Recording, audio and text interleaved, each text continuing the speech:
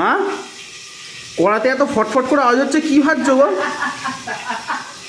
বাবা, এত জোর আওয়াজ হচ্ছে ভাজার, কি ভাজছো? কড়াতে ফটফট করে আওয়াজ হচ্ছে। আজকে দেখ এইরকম গোটা মুড়ো রান্না করবো আজকে, একদম গোটাই দেখ। বাবা, তো ভাজলে আওয়াজ হবে না? এটাকে এখন অনেকক্ষণ ধরে ভালো করে ভাজতে হবে। এই যে গোটা মুড়ো, তাই ভাবছি এত জোর আওয়াজ কি হচ্ছে। রান্না করবো এরকম গোটা মুড়ো আমি।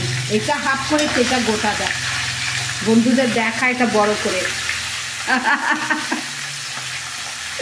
ঘুরিয়ে ফিরিয়ে এই দেখো। বাবা, তাই ভাবছি এত ফাটার আওয়াজ না, চাপা দিয়ে দিয়েছি কেন বলছি, তেল ছিটকে একবারে ভর্তি হয়ে যায়। তেল ছিটকে বন্ধুরা ভর্তি হয়ে যায়। আজকে মুড়োটা অনেক বড় নয়, কিন্তু সেজন্যই বললাম মাছ দিয়ে এটা কাটতে হবে না, এটা গোটা রাখবো। গোটা পুরো একটা স্বাদ আলাদা। বন্ধুরা কি বলো?